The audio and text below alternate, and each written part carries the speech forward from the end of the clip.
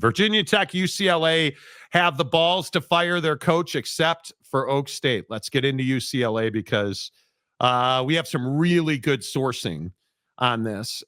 First question right out of the box. Is UCLA a good job? Now, obviously, you're starting to hear the leaks and you're starting to hear the rumors about what UCLA has been as a job. And it's not been a good job. And I think I have been brutally honest with you when I have said this. Any league that adds UCLA will have to carry their football department. Right? We talked about this. Talked about this when the Pac-12 melted down. I've been really consistent on this. UCLA does not care to win football games. It wants to talk about John Wooden and Lou Alcindor and, which is fine until it became a thing where football has to win games. And now it's very interesting that you have fired Deshaun Foster, and it appears nobody believes this is a good job. And then you make some phone calls, and I was talking to some folks over the weekend in Los Angeles because I happen to know a ton of people in that community, the SC UCLA community. I probably have 30 people in my life very close to those programs. And of course, UCLA now is going all in on football. UCLA, I think when you get to this point, and I think they were at this point last year, you fire a coach after 3 games, you were not at this point just because you lost your 3rd game. They knew they made a terrible hire in Deshaun Foster halfway through last year. And now you're in a situation where you had no choice. You had no choice. UCLA, according to our sources, and they are spending significantly more money. There is no doubt their uniform package is significantly better than it's been in years. Obviously, that new deal for them helps a lot. But you start looking at the way that job is coming up in conversations now. Jake, I just don't know that the next guy can succeed. I think the guy after the next guy will succeed. I don't. That's a perfectly fine take. I don't think that there's a head coach that can succeed in their program right now. You could hire Nick Saban and he would not succeed unless you gave him the things that you need to succeed in today's market.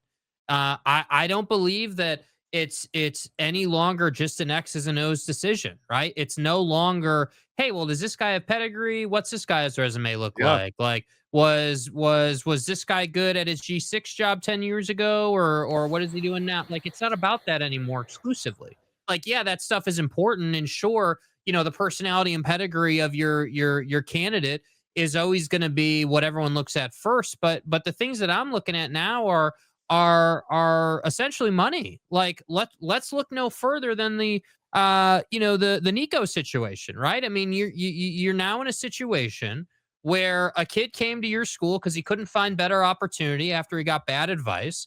So he's making less money than he thought he could get on the open market. Now his head coach is fired, and now there's rumors that about this coach or that coach and who's going to come in. I mean, it's the worst of the worst situation if you're a potential head coaching prospect looking at the situation. Hey, Nico, are you staying or are you leaving? Do I want to deal with that situation? Do I want to deal with the California vibe and culture and just everything that goes into being the head coach at a basketball school? Yeah. Like, I don't think it's not it's strong. A lot of people are saying, oh, well, this is like just a garbage opportunity. It's not a garbage opportunity, but let's not sugarcoat. You right? You got the DEA coming after you. What's going on over there? No, I think it's ICE actually. I think rolling down the street, but anyway, it's not a crap opportunity.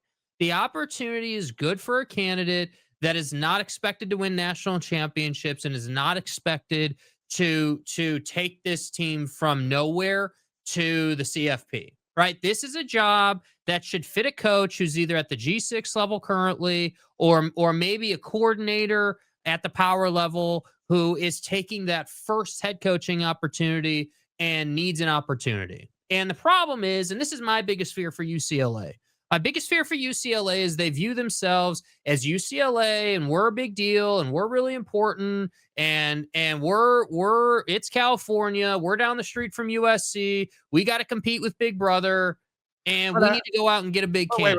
Wait. I think there's a few things we have to remember. It is Los Angeles. They have one of the best apparel deals with Brand Jordan. I think their deal is worth $7 million. I mean, their brand, I think it's $7.7 million a year. That would be arguably the best deal in the SEC at this point. So they have money, right? One of the things that I think stands out is the administration willing to put the money forward to A, be part of the Rose Bowl renovation, and B, pay players.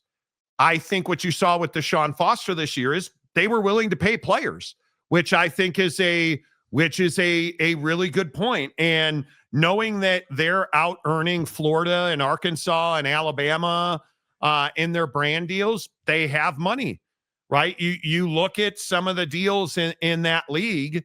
Now you understand that you're not getting Texas's Nike deal, which was what, $250 million or something stupid like that.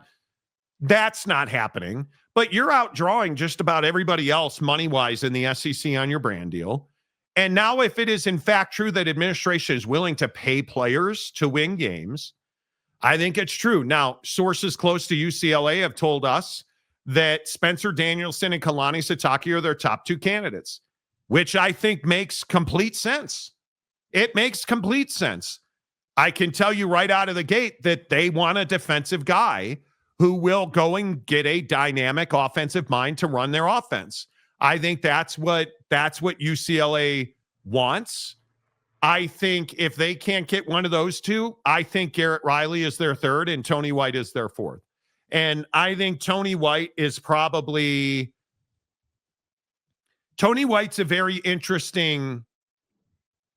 very interesting guy, because I think that Tony White is somebody who has a lot of interest in other P4 jobs. Would he take the job at UCLA and leave Florida State? I have a hard time believing that. And I think that when you look at Tony White and you look at the way that defense has looked so far, I think it'd be awfully difficult for him to leave Tallahassee for Westwood. Well, I can't believe that I think Tony White, because we didn't see a lot of coaches fired last winter, right? Like a lot of us were surprised. We talked about that on the show. Yeah, it was a pretty light cycle, no question about it. Sure, that's one way you could put it. Absolutely. There were not the dearth of coaches fired we thought there would be.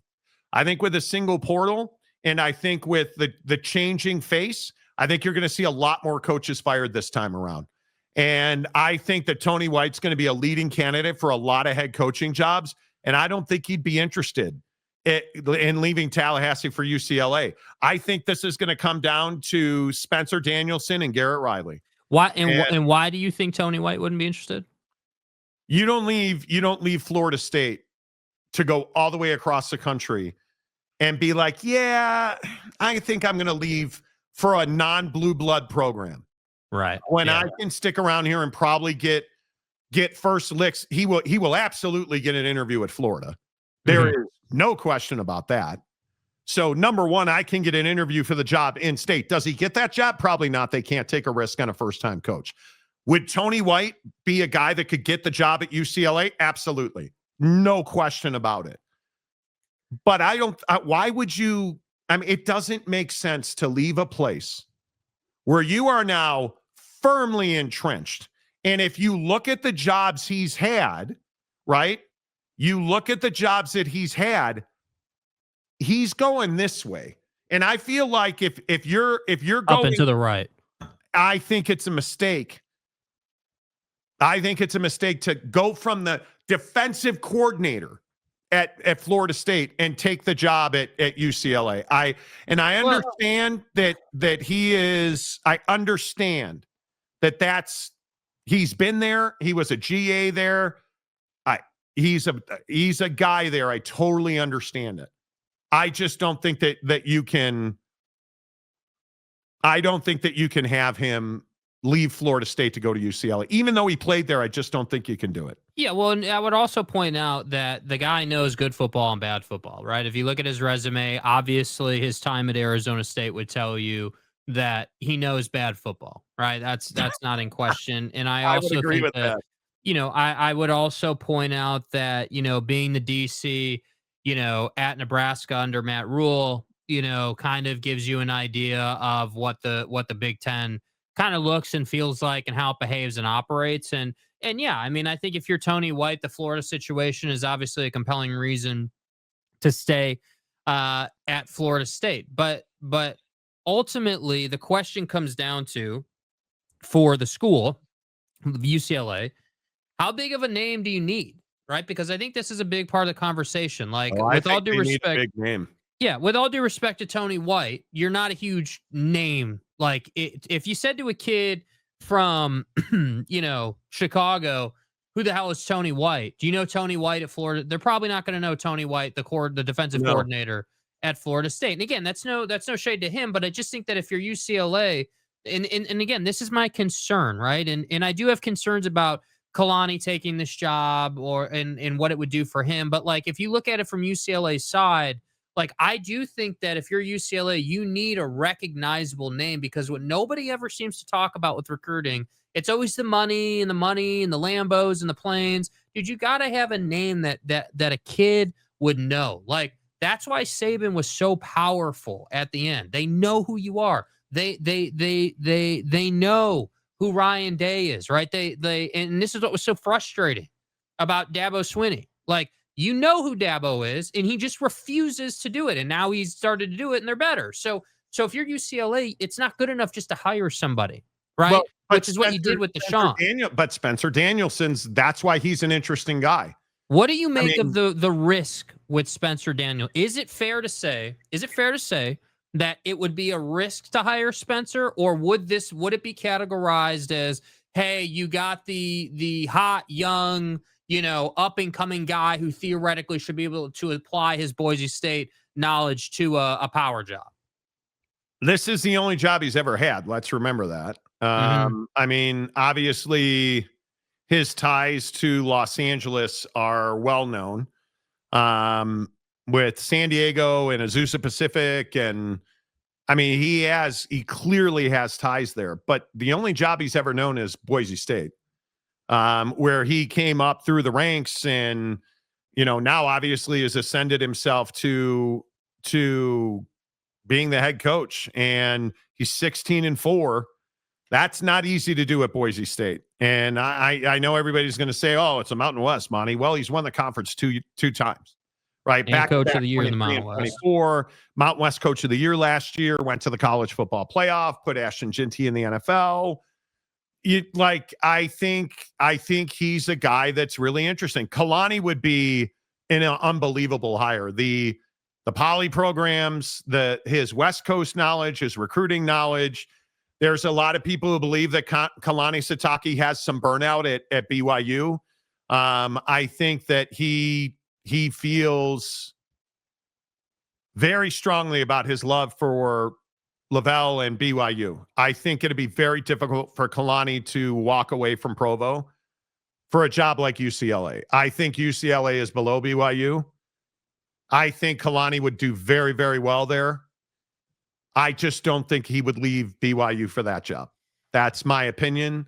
I have not heard that. The folks in Provo that I know and have spoken to about this are well aware that Kalani is going to be a candidate this year. And how could he not be? Oh, he's been a candidate every year the last, 2 years at a minimum, maybe the third year. Yes. And I think it's just going to be really tough for UCLA to find a guy. Tony White, I don't think would take the job. And I think that, again, I am probably too much of a Garrett Riley fan. Again, I would just beg Notre Dame, please go get Garrett Riley. I think his unbelievable resume I mean, I think the job he's done with Cade Klubnik, you look at what he did at Appy, you look at what he did at Kansas, you look at just, it feels like everything that Garrett Riley has touched has turned to gold. And when you are UCLA, you've got to have, I would again stress to you, if you're hiring a coach, best offensive mind you can hire to be your head coach, and then let him go find defensive guys. It's tried and true all over football. And I think UCLA wants to hire a defensive guy. That's my guess. And I don't know, in the comment section, do you guys think that UCLA is a good job? Freeman to UCLA to make Monty happy. Jimbo Fisher to Notre Dame. Look, I don't think that Marcus Freeman's a bad coach. He's not the caliber of one of the biggest programs in college football. Yeah, listen, dude, it's not a thing to say he sucks or he's terrible. He shouldn't be the head coach at Notre Dame, because as a coach, I just don't think his skill set and his personality lends itself to head coaching. It lends itself to being an elite coordinator. And this is not unique to Marcus Freeman, right? Like I remember at one point both of us in agreement were dying on the Chip Kelly is a coordinator, not a head coach, man. I could even, like Matt Rule a little bit. What has Matt Rule done since Baylor? Not a lot. And you start to wonder, like, hey, dude, like, which guys in modern day college football can get the damn job done and which can't? And it's just very clear that Marcus Freeman and several other guys are not head coaches that are going to take you to national championship land and win. Like, yes, I understand they went to the national championship game last year. They might as well not have played the game, dude. Like, you weren't even close. That wasn't competitive. That was Ohio State's game to enjoy and run away from you like that. Like, so for me, I sit here and I say, like, for Garrett Riley is a great case study, right? Like, obviously Garrett Riley is very accomplished, goes without saying he'd be a great hire. Like, totally get it. But are you really going to leave Clemson and the fake Death Valley to go to California to UCLA? Well, I can't see it, dude. I think that Garrett Riley has to get a job this cycle, or he may not. I mean, he's ready now. He's ready now, and he is a darling candidate because of what he's done with Klubnik. Yes, I would leave UCLA, or I would leave Clemson to go be the head coach at UCLA. Because one, you're in the ACC. You're not. I mean, I look at what Miami's building. And again, I'm not the guy who tells you, like, I see a lot of people with Miami at number 3 in the country. You're out of your mind. You're out of your mind. I look at, and we're going to do our top 5 here in a minute. You're out of your mind at this point. Are they top 10? Yes. But if you look at the future of the ACC, Clemson ain't at the top of it. I'm telling you, Miami's moving in the right direction. Every year they're going to have to find a quarterback, apparently. Miami's moving in the right direction. Florida State's certainly moving in the right direction. That's going to be a tough road to hoe year in and year out. And if you're Garrett Riley and you can get a job in the Big Ten as at one of the not counted on schools where you could recruit a quarterback very easily, he can walk into any quarterback's living room in Southern California and they grow on trees out there. You can walk into any quarterback's living room and compete with Lincoln Riley. Because right now, Southern California is USC. Let's not beat around the bush. There is no argument. Los Angeles, I mean, hell, Bay Area South, Bay Area North. Cal, although Cal is doing some, I don't know if you guys watch the Cal game. They are special at quarterback. There is no question about that. But I'm telling you, Bay Area South, and dare I say, Eugene, Oregon South belongs to Lincoln Riley and USC. How does it not? And I think if you're Garrett Riley and you can walk in with Lincoln Riley and compete, you ought to take that job. And I think it is absolutely without a question. If you can go head to head with your brother at USC, why would you not? Why would you not? Yeah. I think it'd be absolutely a My no-brainer. biggest concern if I was Garrett Riley with the UCLA job, and I agree with everything you've said, but my biggest concern would be, their commitment in the long term.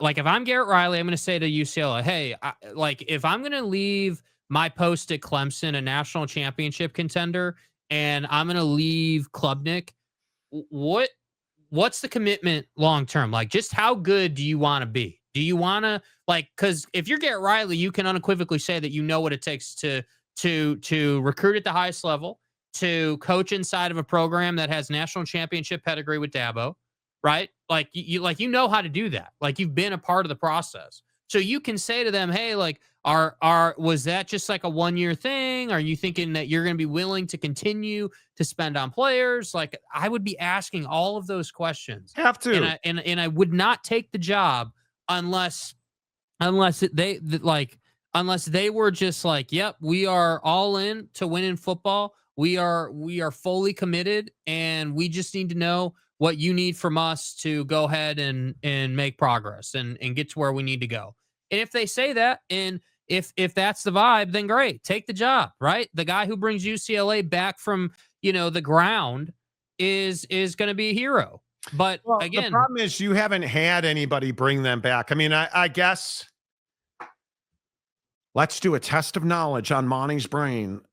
The most successful football coach in recent years at UCLA. I mean, Deshaun was a failure.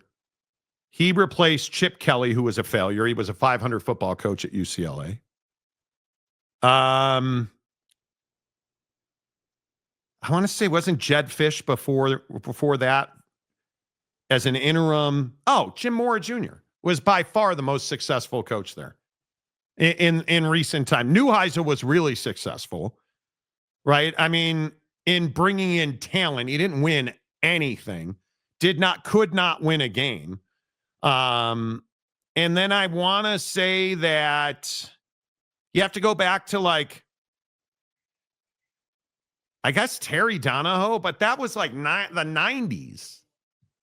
Terry Donahue, rather, was in the 90s. I mean, they haven't had a successful coach in ages. No, Eric, he did not. Chip Kelly was, you're going to make me look it up. Chip Kelly, I'm pretty sure Chip Kelly was like a 500 coach at UCLA. 35 and 34. 35. There you go. 35 and 34. I'm trying to find a list of UCLA coaches. Okay, here we go. Deshaun Foster, 5 and 7. He only had 12 games. Chip Kelly, 35 and 34. Jed Fish was the interim. Jim Mora, 46 and 30. Rick Neuheisel, 21 and 29. But Neuheisel's win was he brought in a bunch of better talent. Didn't win a game. Carl Durrell, 35 and 27, got whacked, right? Absolutely not good. Ed Kazarian won. Bob Toledo, 49 and 32. And then Terry Donahue, 151 and 74.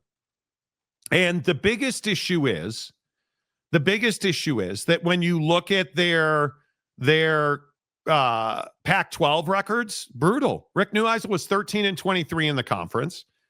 Jim Mora, 28 and 25. Chip Kelly, 26 and 25. Painful. So with all due respect, Eric, Chip Kelly didn't turn shit around. Yeah. They were not good. Phil Venzer. Hey, Phil, how are you? Mullen built a house at Southern Highlands, kids to go to Bishop Gorman. If Mullen had P4 offered last year, turned them all down. Well, I don't know if he did or not. I think Dan Mullen was kind of the thirsty chick at the bar, right? And Dan Mullen doesn't fit in a lot of, this is why he's such a great hire at UNLV. Because to win at UNLV, you need to get every kid who's not going to USC. That's literally how you win it at UNLV. And now, since you moved into Allegiant, and Phil, let's not get into parking arguments, but since they moved into Allegiant, They've been much more able to recruit. They've made more money. They're getting their rebates if they're not profitable there, right? Like, so Dan Mullen's a guy who everybody knows his name. His wife is going to be real handsy with you. And nothing. Okay. I need to stay hard drop. Anyway, the point is,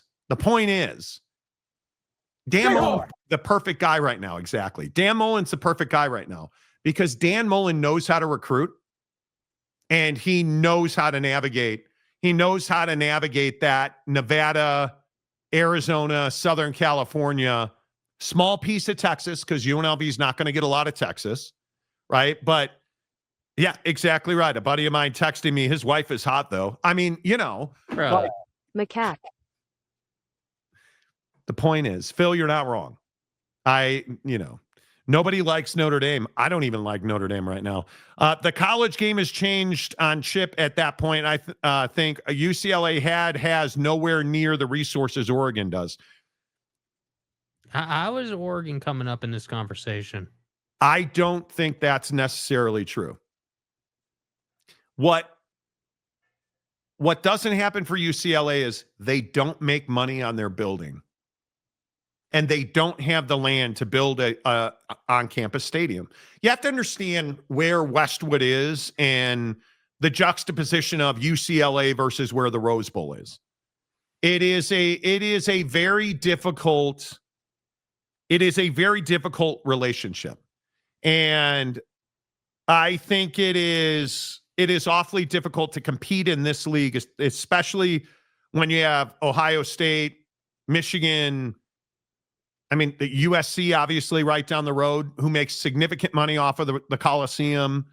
I think it's very difficult when you're UCLA and your lease at the Rose Bowl, I think, runs to the middle 2040s. Like, it's not short. There is, and if my memory, they can't, it's ironclad. UCLA cannot get out of their lease at the Rose Bowl, and it's really difficult. And I want to look at that before I say that out loud. I could be wrong, but I'm pretty sure it's ironclad. I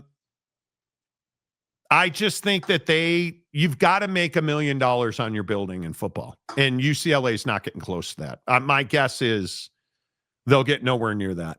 Yeah. So it's really, really tough to make the case that UCLA has no resources. They have resources. Again, they have one of the best brand deals in the country. They claim now their donors and administration are in financially because they see the money they're losing. UCLA is about on par with Oregon State with what the program looks like. Right now, today, Oregon State's a better program. Although there's a lot of people who believe this situation over the weekend at Oregon State, that thing's coming apart. And I don't know how you fix it, but they're going to eat themselves, dude. They're going to eat themselves. And I think there are some real questions about where Oregon State football is going directionally and how they're going to get there. I don't know. They're 0-3 and they're off. They are really, really bad. And they didn't even put up a fight in Lubbock. Like, they just, and again, I keep looking at a guy like Malik Murphy, and I say to myself, you guys realize he's got 900 yards passing already. The problem is his players don't seem to like him. They have a lot of false starts. They have a lot of guys in the wrong place, running back running into the quarterback. Like, there's just something wrong there. And this cat is throwing interceptions like that's his job. And I don't know how you fix that. So we'll see. UCLA has to do a Dion type hire. I don't think that guy exists, though. Who's that guy? Deshaun Foster? Well, Not based on the speech he gave last year. he's not a leader, right? Like, I think You look at Deshaun, the reason Deshaun Foster got hired is because he's an alum. He's a guy, he's an LA guy. And that was it. Like, he had no resume. Phil Benzer, it would take 10 years. No, not at all. That's the difference in college football right now. When you have, again, if I only point to their Jordan Brand deal, they're getting $7.7 million a year in their Jordan deal. And UCLA is one of their brand universities. So that means they get it all. Custom cleats, one-off uniforms, like they get it all. One of the issues is UCLA will right now is fighting the idea of, hey, let's design a new helmet for a one-off game. No, we're not going to do that. We're UCLA. Well, it doesn't work like that. Hey, let's have a color rush jersey. Nah, it doesn't work like that. Like, I'm telling you now, that's what UCLA has to do. UCLA has to get creative, and that's interesting. TV guy listening to the show. This says, hey, Monty, I wanted to make sure you knew UCLA keeps all revenue for every football event they play at the Rose Bowl, TV included. Yeah, well, I mean, and that's a guy who knows. That's a TV executive who knows. Mm-hmm. So I don't think it would take 10 years. I think it takes imagination. Come to UCLA, play quarterback for me. I can make you a Heisman Trophy winner and put you in the NFL. Oh, I want to go play for Garrett Riley. And let's go beat my brother's ass down the freeway. I want to go, right? Like, you need imagination. You need a hire where people are like, well, goddamn, look who UCLA got. And if I got to pay him a boatload of money to do it, I got to pay him a boatload of money to do it. But I think we're in this cycle in college sports right now. We're like, he's got to have ties to the university. No, he don't. No, he does not. No, he doesn't. No, he does not. Right? Who's the best offensive mind in college football right now? Steve Sarkisian. Call his ass. He's not even going to answer the phone for UCLA. Right? He's just not. But you need to go do what SC did. Now, it has not worked out at all with Lincoln. But if UCLA was able to get a Lincoln Riley when he was at Oklahoma, what would that have done for this program? A lot. A lot. That's where I'm like, hey, got to move in the right direction. But I don't know who that guy is. I do not know who that guy is. I think it's got to be Garrett Riley. That would be, if I were UCLA, I would be all in on Garrett Riley.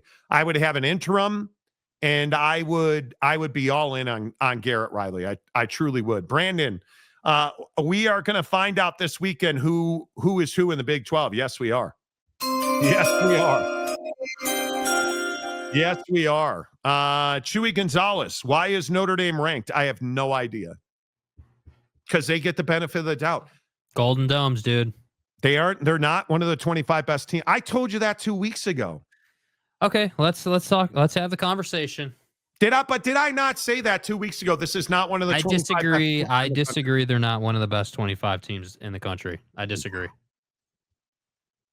With that defense, and the other problem here is you got to remember, it's a brand new defensive coordinator. Oh, that's right. Marcus Freeman's the defensive coordinator. Chris Ash is the defensive coordinator. And they're not the same killer defense they were last year. Is that on Marcus Freeman or is that on Chris Ash? I think ultimately it's on Marcus. Friends, but I think they're very close friends. And they're the same kind of guy. So I don't know, man. I think it's harsh to say that Notre Dame's not one of the top 25 teams in the country. They're not top 10. I think they're somewhere between 15 and 23. Okay, like they're so right in the middle of the pack. You tell me, is Notre Dame better than Auburn? Yeah, no, I don't think they would beat Auburn. I think watching Auburn in the Baylor game specifically, but looking at some of the numbers, now they haven't played anybody since Baylor. But Jackson Arnold's actually completing 70% of his passes. Not in volume. They're not asking him to be a volume passer. You know what else he hasn't done? He hasn't turned the football over yet this year. He will. Right now, I would take Auburn. South Carolina, massively disappointing loss. They have no idea how that happened. Right. Notre Dame's better than South Carolina. Vanderbilt. This Taking is one Notre that, Dame. I don't know that you should do that. Vanderbilt dominated their all three of their opponents, like dominated them. And again, I know it's not going to be a popular take. Oh, you're just deep-throating the SEC, Marty. Diego Pavia's 73.5%, 7 touchdowns, 2 picks.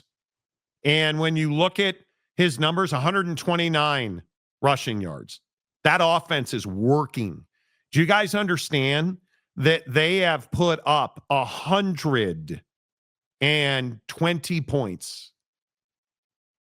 120 points in 3 games. Charleston Southern, okay, great.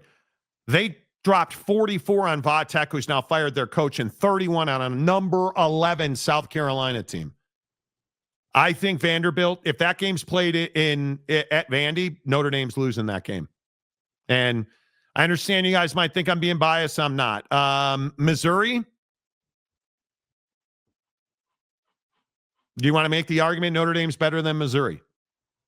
I'm not ready to do that. They're better than Michigan. They're not better than Georgia Tech. They're not better than Utah. They're better than Indiana. They're better than Georgia Tech, dude. No, they are not. Okay. How are they better than Georgia Tech?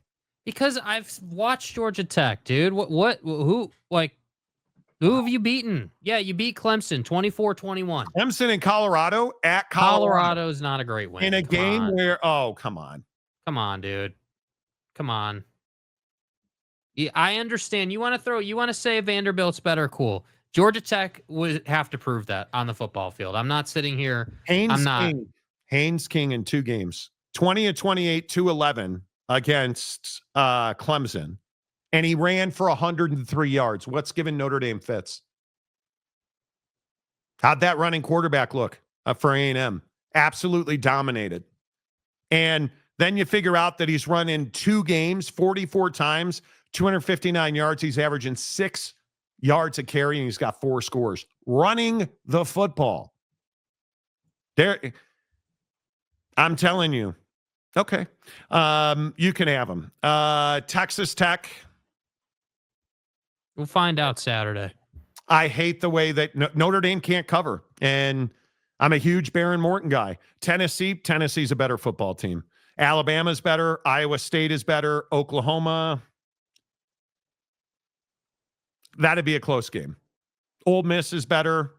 Texas A&M's better. Florida State's better. Illinois is better. Texas is better. Miami is better. Oregon's better. LSU, Georgia, Penn State. I just think those pedophiles haven't played anybody. And Notre Dame's beaten the knuckle deepers recently. So I don't know about that. And certainly Ohio State's better. They're certainly not a top 20 team. There's nobody, in my opinion, they're better than Michigan. I'll give you Georgia Tech, but Haynes King would torture us. They're not better than Utah. They're not better. Indiana. Dude, I've watched a good bit of Indiana now, and I just think that they're taking advantage of teams that have 0 talent. Like, they have played nobody. And when I say they've played nobody, Old Dominion gave them all they could handle. Week 1, okay, Kennesaw State and Indiana State. And now Illinois is coming to town. And I think Illinois is going to beat Indiana because Illinois is a mean football team. So I don't think Notre Dame's top 20. We can have the argument at the bottom of the poll, but you're 0-2. You haven't won a game yet and you're still ranked in the top 25? Come on. Who else is winless and still in the top 25? We're not talking about anybody else. It's Notre Dame. Well, and they get the benefit of the doubt. We've talked about this. It's not in question. It's not hard to understand. The travesty is who's not ranked. USC is a better football team than Notre Dame right now today. And they're not ranked. That's the one that really stands out to me. South Florida doesn't matter. TCU versus Notre Dame. Who wins that game? Well, that'd be fun to watch, though, wouldn't it? I would say Notre Dame would win that game but it'd be fun to watch. Yeah. Any team that can pass and have any kind of mobility at the quarterback is going to torture Notre Dame's secondary. That's the formula to beating them. Vandy beating number 11 South Carolina 31-7 was one of the biggest surprises of the weekend. Joseph Harper's been a member for 24 months. By the way, and I overlooked it. Thank you. Big Pana for 32. Look at that. How about that number? Toot Pants, Cale Gundy to UCLA. I think it's happening. Is Oak State James isn't here yet today, is he? Probably not. But, you know, I think, geez, look at the bots coming out in force. Come on, Jotob, get on it already. Let's go. Yeah.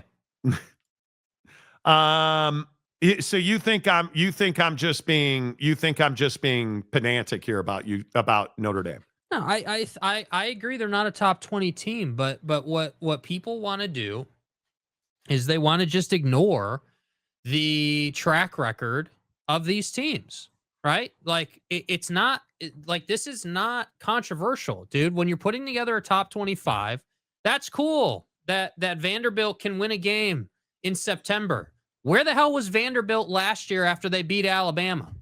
Where was Vanderbilt? No, there is no. If we're going to sit here and say Vanderbilt's better than Notre Dame, there is no but Monties. There is no what ifs. There is no double standard. Bro, if you're going to go apples to apples, then be straight up with it. Like, do you come have on. a concussion? No, I don't. You're seriously asking where? Okay, here's where Vanderbilt was, bro. Here's where Vanderbilt was last year. Hey, God, give me the strength to give Jake thoughts and prayers. Vanderbilt loses to Georgia State and Missouri in double overtime last year. They lose to Texas, then South Carolina at LSU and Tennessee. And we're asking, where was Vanderbilt last year? They were losing after Alabama. They were losing to number 5 Texas playoffs, South Carolina at LSU and Tennessee playoffs. 2 of their 4 losses were to playoff teams.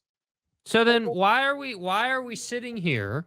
Because what the point you're making is, oh, well, if they'd played a softer schedule like Notre Dame, they'd have been ranked ahead of Notre Dame. Yes! Okay, cool. Yes!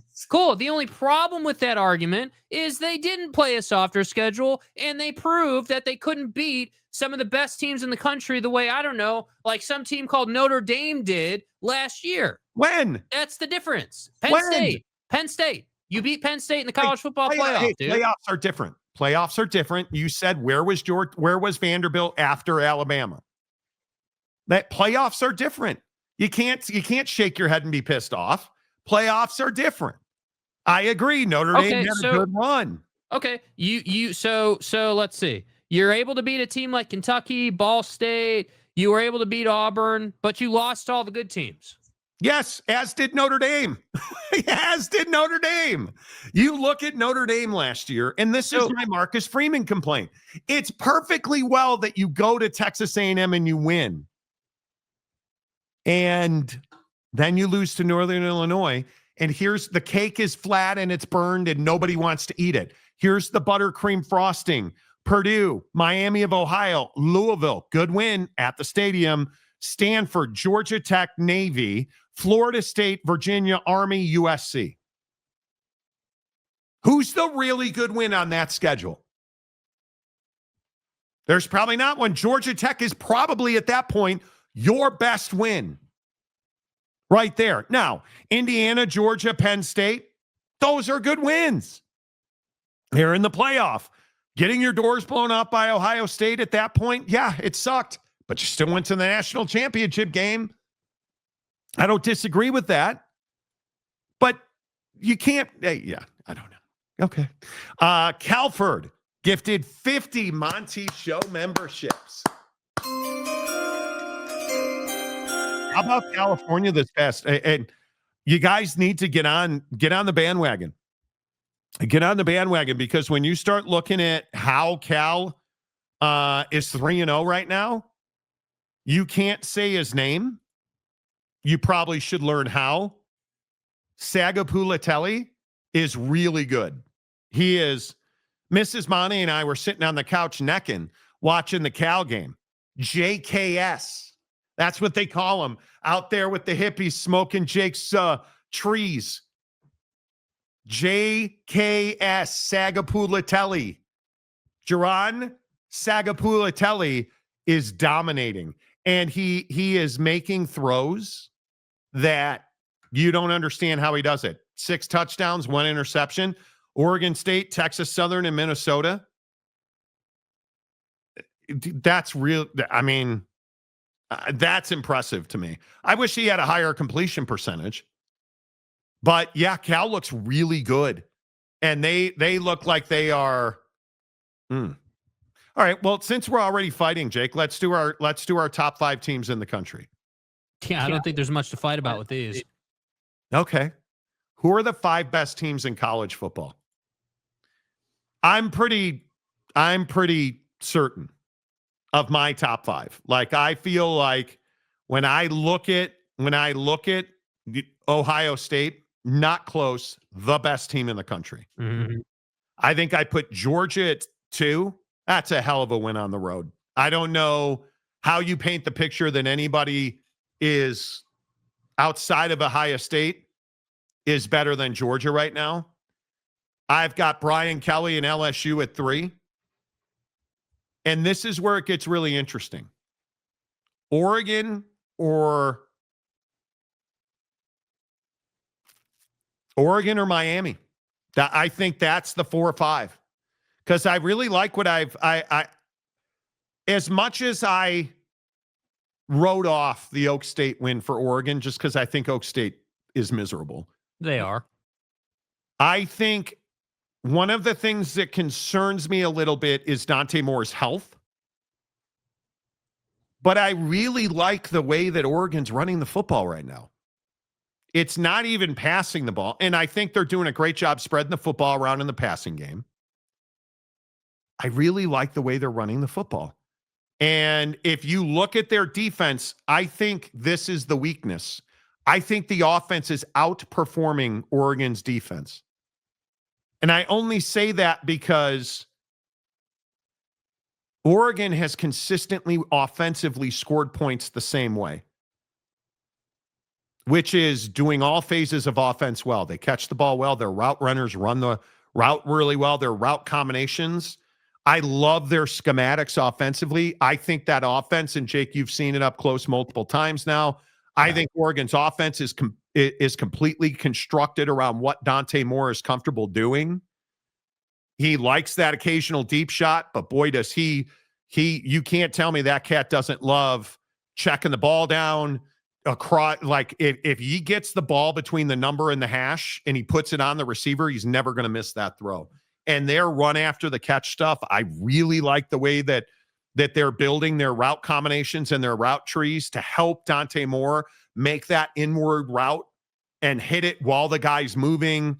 Like, you don't see him missing a whole lot of easy throws. His Dante Moore's misses usually are those deep balls, but that's a low percentage throw.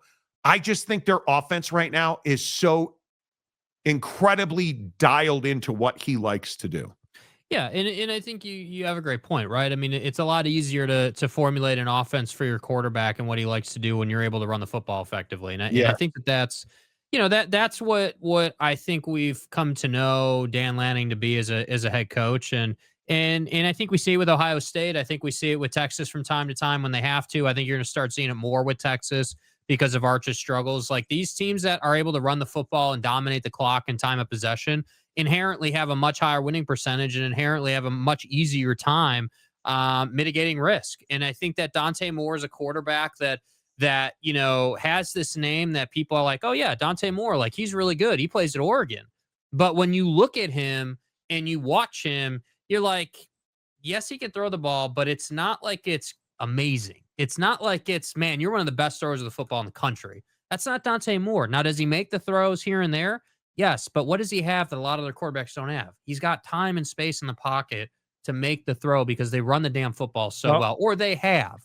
Like, obviously haven't played anybody yet. That throw between the numbers and the hash to his right, I mean, they've had so many big plays on that. And the other thing that I really, and this is why I have them 4th and Miami 5th, his ability to throw rolling to his right is only matched by his ability to throw rolling to his left. He can roll both ways and throw accurately. I love the deep ball that we saw, like against Oak State, for instance, the deep ball that we saw running down the sideline where it's right here. Like he right now, who's playing better quarterback in the country right now than Dante Moore? Like executing schematics. And I talk about this a lot because I think it's important. Who's running the play as it's designed? Not Arch Manning. I can tell you that right now. The two guys who are doing that, Julian Sayin and Dante Moore, those two quarterbacks are running the offenses as they are designed for them to succeed. And I think when you're doing that, it just gives you so much more opportunity to succeed as a football team, because what are those two quarterbacks doing as well? They're converting, so they're keeping their defenses off the field. And you look at that defense at Ohio State, you keep that defense rested, they're going to run through everybody, right? I think some of the shortcomings, skill development wise at Oregon on defense are being masked by the fact that Dante Moore is keeping the football and keeping his team on the field and keeping the defense off the field. That's why I think it is going to be very difficult to beat Dante Moore. And I'll be really interested to see how he does against a supposed good defense with the Knuckle Deep Boys in Happy Ending Valley. I'll be really interested to see how that. Well, how do they run the football? That's going to be the question. Well, because I think the way that Oregon's run the football has allowed them to keep Dante Moore flexible. And I think that's a huge question. And I'm really interested to see how all that plays out, because I have a lot of hope that Oregon can finally elevate the Big Ten, because I think SC's got a real shot with the way that they're playing and the way their defense has looked better. Not great, but better. I think the Big Ten's got a legitimate shot to put 3 in, and 3 good teams. If you get Ohio State in, Michigan's probably 2 years away from a playoff spot at this point. I think if you get Ohio State in, I think if you can get Oregon and SC in, I think you're cooking with gas. I think obviously the Knuckle Deep Boys are getting a free pass schedule-wise because, well, why wouldn't you? And I'm really hoping that those Epstein-loving fools in Happy Ending Valley, I hope this schedule comes back to get them, because they don't deserve a spot in the college football playoff. When you're beating Villanova, FIU, and Nevada, you don't deserve a spot. And if they have a single loss this year, I think it should automatically eliminate the Knuckle Deep Boys. I just think Cock on Thigh has too easy of a walk. When you get to play at UCLA, Northwestern, at Iowa, at Michigan State, Nebraska, and Rutgers, the only conflicts on that schedule are Oregon this week and at Ohio State. And you're not beating Ohio State at Ohio State. Nope. So I would love to see him. I would love to see them be eliminated. Like I think it is. That's how it should be, but it's not. We'll see, I guess. Right. Yeah. K-State Scott. Are you finally K-State fan? Are you finally on board that I was right about Avery Johnson? No. I'm right about everything. I'm never wrong. Jake aside, I've never made a mistake in my life. Is it possible that they could ride the D? Does the winner of Texas Tech Utah game break into the top 12? I think they break into the top 10, because you start looking at the schedule this week, and you start to understand that the losers at Happy Ending Valley can't get free passes every week, and this week is the week they don't get a free pass. But you look at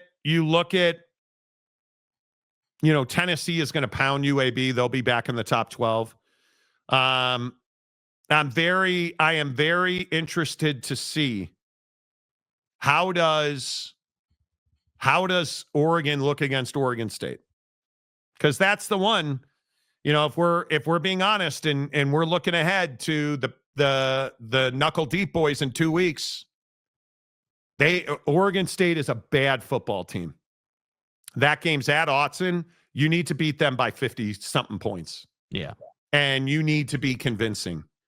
And I think that's a huge game. And then I look at Oklahoma Auburn this week, huge game that I cannot describe the importance of that game for the SEC. Oklahoma needs to win that game. It's in Norman at Memorial. You've got to win that game. And I think they will. I do think they will. We'll see.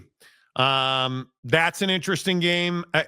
I just think we're starting to get it Miami and Florida at Hard Rock. Now, again, Miami's had this nice run of home games. Did I mention that they still have yet to leave home? The first month of the season, they haven't gone on a road trip, which is why I'm skeptical of calling them my 5th best team in the country. Yeah.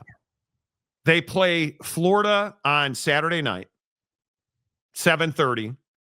Then they got to go to Florida State, Louisville, Stanford, at SMU, Syracuse, North Carolina State, Va-Tech, and Pitt.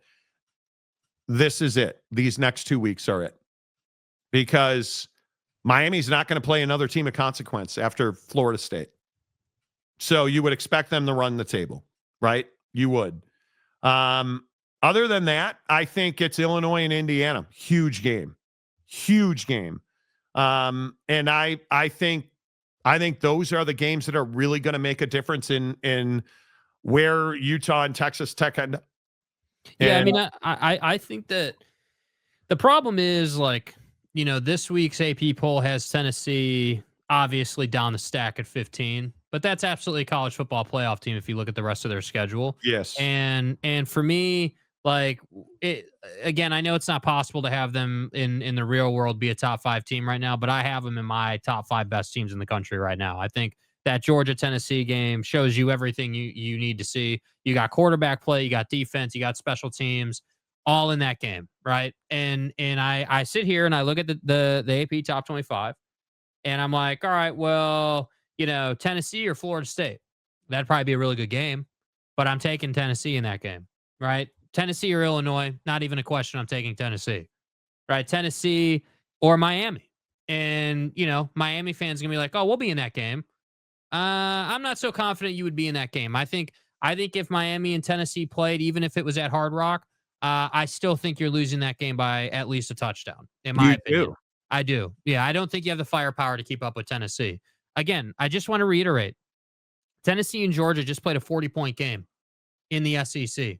They've shown the ability to put up 40 points against an SEC defense. So just an incredible performance. So when I look at the top 25, when I look at the top 25, I agree. Ohio State's the number 1 team in the country. It's really not even close. Thus, they got 55 first place votes, right? I think we can all agree on that.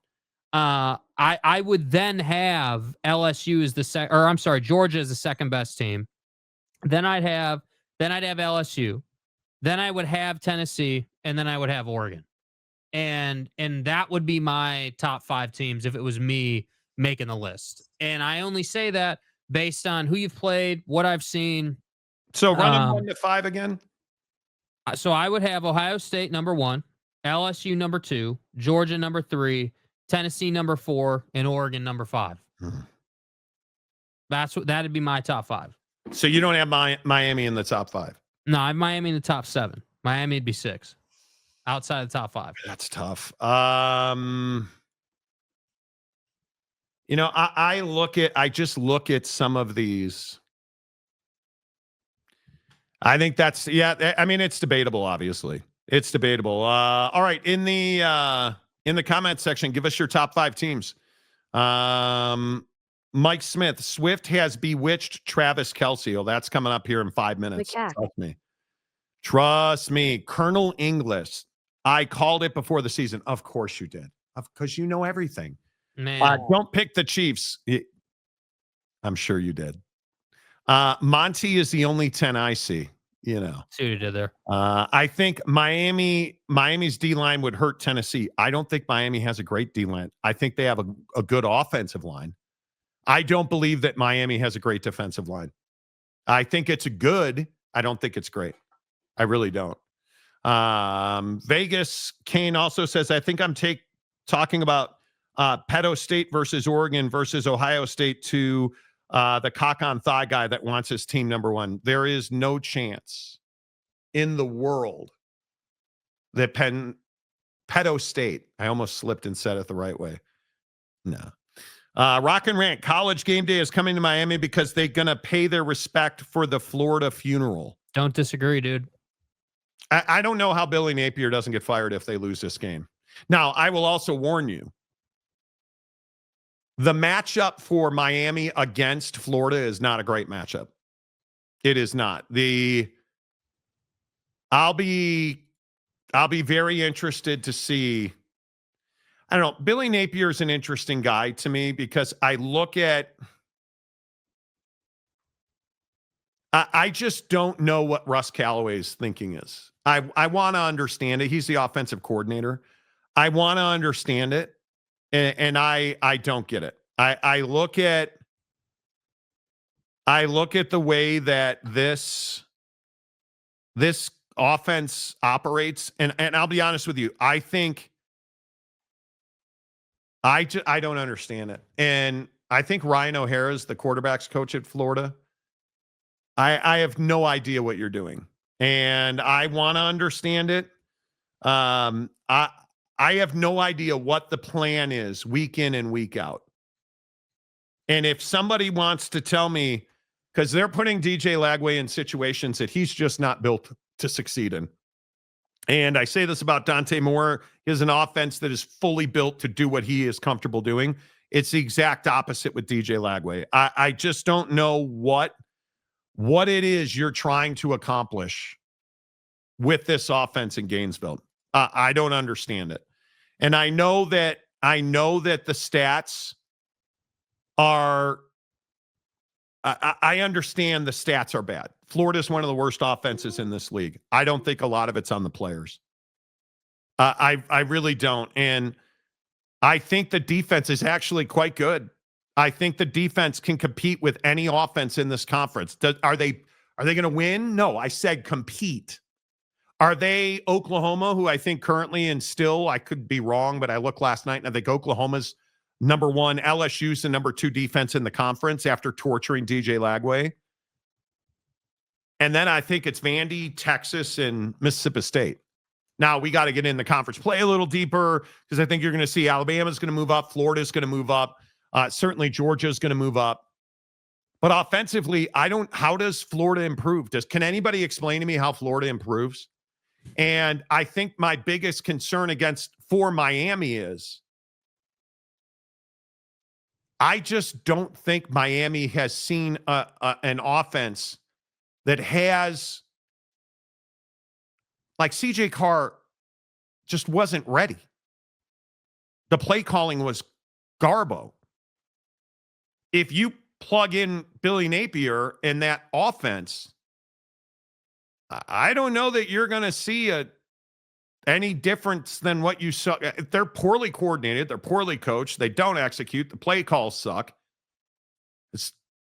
Florida's offensive line's not bad, right? And if legitimately Rock and Rant and every other, because the Kane fans certainly do come out in the flipping comment section. Here's my question. What's going to happen when you get to Florida State? And that's by far not close the best offense you've seen all year long. And the answer is I don't know, because if I'm Florida, I am simply not going to ask DJ Lagway to stand in the pocket and throw the football. It's not. Why would you? Right. You look at that interception, and forgive me if I'm wrong about this. He's in the pocket under pressure. And he kind of falls and rolls himself left, throws all the way back into triple coverage, intercepted. Like, what on earth? That's the fifth interception of the night that he threw there. And I'm just like, I have no idea what you're looking at. So I look at some of the stats in this and I say to myself, dude, if you allow DJ Lagway to roll, get out of the pocket, run when he wants to run, he actually throws the football very well to his right. they never let him throw the football to his right. And the only time he throws the football to his right is when it's getting intercepted and he's throwing all the way back across the field in the triple coverage. That's not DJ's fault. That's a bad coaching staff. That's why I'm going to pick Miami to win the game this weekend. Shocker. I'm taking Miami to beat Florida. And if Florida loses, and I don't care if that game was played on Jupiter, if you go to Hard Rock and lose, Billy Napier's getting fired after that game because you can't have zero hope. You just can't have zero hope. And I think you have zero hope right now. Agreed completely. Because I think the one thing that we all know about Miami is they've got athletes. Is Mario Cristobal the guy you want coaching your football team in a big game? Is this Florida game a big game? Not sure I'm ready to say it's a big game. I mean, locally it's a big game, but nationally? Only because of the logos on the helmet. Yeah. It's a big game because Miami has a chance to go undefeated this year. Yeah. Now, I personally do not believe in any way, shape, or form are they going to Tallahassee and beating Florida State. Not from what we've seen out of that team. Like, that's just not going to happen. But if you start looking at some of the numbers and you start asking yourself how some of this plays out, I mean, I still maintain if we're gonna rank things, are you at all telling me that DJ Lagway's not a top 10 quarterback in the SEC? Right now. I mean, he hasn't played that way. Because he's not. He's not. Like, he's getting outplayed by Gunnar Stockton badly. Blake Shapen badly. Right? He's been so bad because of what you have asked him to do and the position that you have put him in. And I'm just like, God damn. Well, dude, how are you not leaning on your boy, Diego Pavia? I mean, come on. Because I'm not ready to say Diego Pavia is one of the best quarterbacks in the country. And I'm happy to tell you, I think Diego Pavia is one of the 10 best quarterbacks in the SEC. I think he is. I mean, right now, my belief is that we don't know who the best quarterback in this league is just because you have so many teams that are slanted. Right? You don't think it's Nussmeier? I think it might be John Mateer. Nussmeier or John Mateer. Yeah. John Mateer has made some really big. He beat the shit out of Michigan. I mean, but Michigan just isn't talented right now. Like, it's almost unfair to grade. They're really poorly coached. They're really untalented, especially on offense. Like, you look at what they did this weekend. Did you see the celebrations that they were doing this weekend at Michigan? Bro, you played the Girl Scouts. You didn't play the Boy Scouts or the Cub Scouts. Bro, like, are you out of your mind? Like, this Michigan team is just so untalented and so poorly coached. You know. Like, so how much do I give Mateer? Like, I mean, the guy's averaging 314 yards a game, right? Like, that's something. But I'll be honest with you, what I saw out of Joey Aguiar against Georgia, yep. It might be him, Mateer, and I want Nussmeier to put up bigger numbers in bigger games. That's truly where my mind is. But anyway, all of this to go back and say, I don't understand what they're asking DJ Lagway to do. I want to understand it. Nothing that he's good at. Let's put it that way. I don't get it. And they haven't even gotten into the meat of their schedule yet. Right? Like, I mean, you start looking at some of the defensive performances we've seen. Do you understand how good LSU secondary is? Like, do you have any idea? We have a long way to go. But on September 15th, this is going to be really tough. Vegas can't. UF is not beating Miami. Beck has never lost to Florida. Understand that Carson Beck is not a difference-making quarterback. Go back and watch them. Just go back and watch the Notre Dame tape. Watch the 2 touchdown throws. I know you guys are going, you're just a Notre Dame homer. Those 2 touchdown passes are prayers and required broken coverage, a guy buying a ticket and watching the game instead of playing, and an unreal catch. I prayed for moments like that. Right? Like, if you look at who Miami has played, they played Bethune-Cookman. Am I supposed to be impressed with the South Florida win? Sure. South Florida looked great until they showed up at the Hard Rock, and then they couldn't play. Now, that's because Miami's really talented. But am I supposed to believe that Carson Beck throwing for 340 and 2 interceptions to go with his 3 touchdowns? I'm supposed to be impressed with that. Come on. The guy that still continues to impress me, and I've talked about him every week, and I'm going to keep talking about him, Keelan Marion, the way that Mario Cristobal and his offense is using Keelan Marion, I am telling you right now, he is going to be a weapon all season long as he stays healthy. He was misused and underappreciated at BYU. Trust me when I say him on one side with Malachi Toney in the slot next to Keelan Marion on the outside. There are few, LSU might be one of them, but there are a few secondaries in the country who can handle that combination. So we can all sit here and that doesn't even include CJ Daniels, by the way, but I'm just going to continue to sit here and tell you, I am a firm believer that Carson Beck is an average-ass quarterback. And you might want to fix your, hey, Vegas Kane, you might want to fix your criteria, okay? Criteria. I'm not even being a red ass. I respect what Miami is as a football team, but Stadium Guy says Ohio State, Georgia, LSU, Oregon, and Miami. Very well could be. Yeah. When it's all, Joey Harper, when it's all said and done, SEC conference play is going to be a bloodbath. And it's going to hurt him, I think. I just try to stand strong. I think that's true. Mike Smith. Long Rod, Stiff Peter, greater than Fat Frank. 2 Live Crew was so much fun back in the day.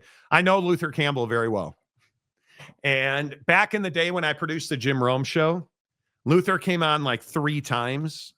He came to LA. And I cannot tell you, one of my best parts of that job was just sitting in the avocado room. Not the green room, it's the avocado room. With my feet up, just talking to these dudes. Bo Jackson and I had a great con. Jerome Bettis beating the shit verbally out of his personal assistant on the phone for forgetting to buy his wife a gift is one of the best absolute meltdowns I've ever heard from anybody on a phone to a personal assistant. Like, talking to Luther Campbell. His Miami Vice show stories, oh my God. You know, is Retzloff chopped liver? Dude, and BYU fans hate me for this. Jake Retzloff had one of the best games I've ever seen him play this past weekend. If Jake Retzloff was still at the Brigham Young University, that team would win this conference going away. Heisman Trophy contender. I agree with that. I do. Spinnerbait. Okay. Little Carpy action. Beck did pretty good last year at Georgia for having no receivers or running backs to help out. Bro. Shut the fuck up, Donnie.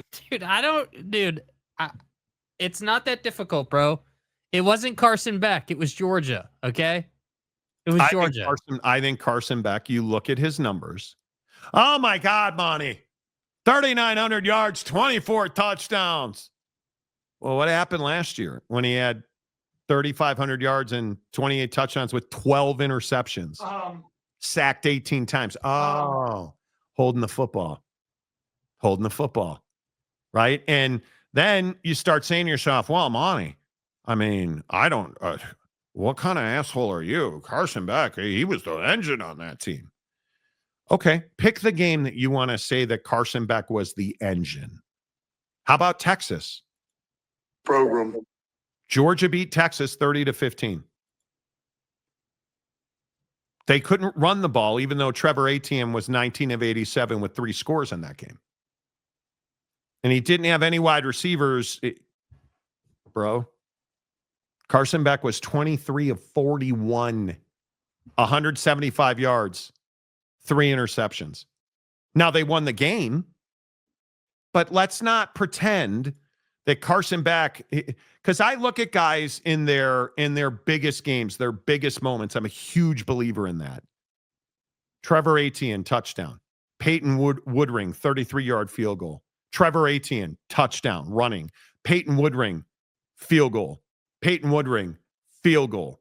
Trevor Etienne, 1-yard touchdown. But I thought you said they couldn't run the football. Interesting. What you All want right. me to say to that? Let's look at his best game. Last year, Carson Beck's best game was probably Alabama. I think we all would agree. Now, what do you remember about the Alabama-Georgia game? Okay, maybe you don't remember. Carson Beck, 27 of 50. Barely 50%. 439, 3 touchdowns, 3 interceptions. Oh, I remember they lost that game. Why'd they lose that game? Anybody want to remember why they lost that game? You probably don't. You don't want to remember that. Because that's the Jalen Milroe game. Oh. And then you start looking at the safety that he just didn't get rid of the football. And then the 75-yard bomb from Milroe to Ryan Williams that pretty much put Ryan Williams on the map. Oh, yeah, Monty. The dynasty is not over. And don't even start talking to me about that defense. Roll Tide. Because I'm going to tell you something about Dan Jackson and Malachi Starks and KJ Bolden. And you start looking at those dudes and you're like, well, where's Dan Jackson now? I mean, who the flip it? Oh, he's with the Detroit Lions in the NFL. Well, Malachi Starks, Monty, certainly. Oh, that's right. He plays for the Baltimore Ravens. Oh. But Monty, no but Monty's.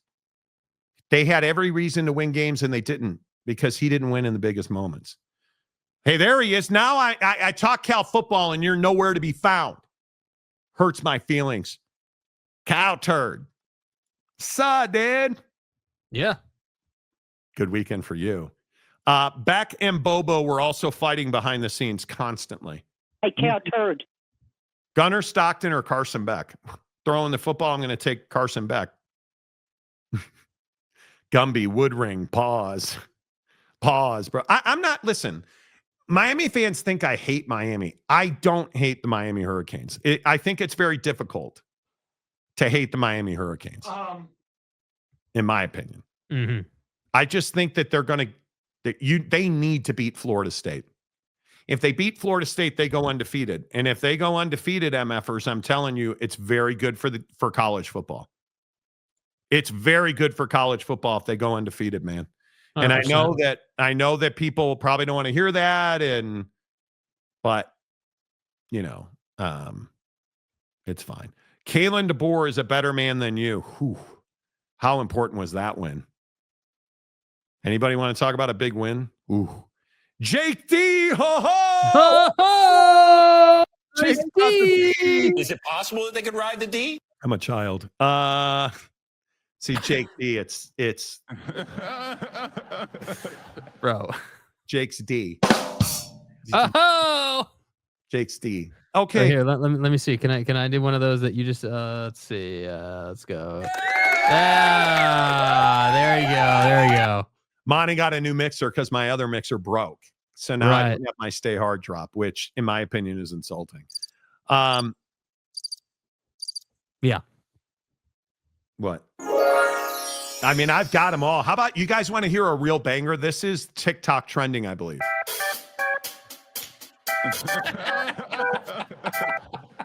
That's what I'm reduced to today. Can Cal keep JKS? That's what I want to know. I think Sagapulatelli is they will, because they're going to be good. I think if they can win, the biggest issue is the ACC. You can't lose multiple games in the ACC and go to the playoff.